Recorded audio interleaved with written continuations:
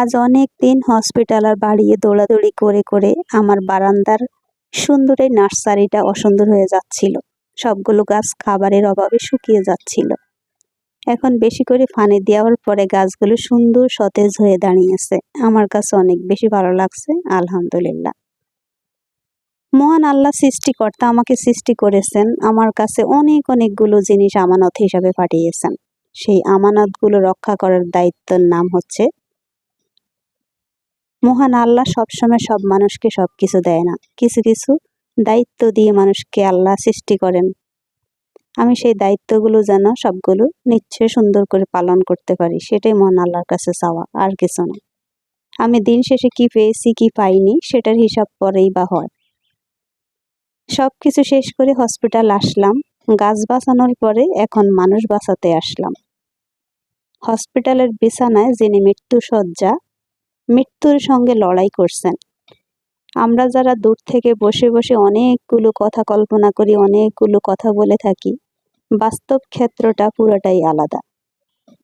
মৃত্যুর সঙ্গে যারা নড়ছেন তাদের কষ্ট কতখানি। এই যে মানুষটাকে দেখতে পাচ্ছেন, মানুষটার ফুল বডিতে মাংস খসে খসে পড়ছে। এই মানুষটাকে আজকে 27টা বছর হসপিটালের বিছানায়, ঘরের বিছানায়, প্রতিটা জায়গায় যুদ্ধ করে যাচ্ছি তাকে সুস্থ করানোর, কিন্তু সুস্থ তো হয়নি। দিনের পর দিন সে অসুস্থতার বিভিন্ন রোগ তার শরীরে বাসা বেঁধে গিয়েছে। এখন আমি জানি না এই মানুষটাকে আমি কতদিন এভাবে নড়ে যেতে পারবো।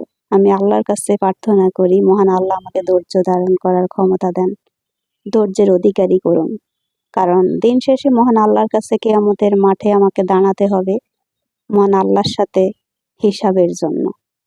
আমি যেন সেই হিসাবে মহান আল্লাহর কাছে পার পেয়ে যাই, প্রতিটা জিনিসের হিসাব যেন সহজ হয়ে যায়। আমিন। আমি কিন্তু যাহা কিছু করি কারো কাছ থেকে কোনো ভালো কিছু পাওয়া বা ভালো কথা শোনা বা কারো কাছ থেকে কোনো প্রশংসা পাওয়া এসব না। মহান আল্লাহ আমাকে পাঠিয়েছেন পৃথিবীতে, এটাই হচ্ছে আমার কাছে অনেকগুলো দায়িত্ব দিয়ে পাঠিয়েছেন।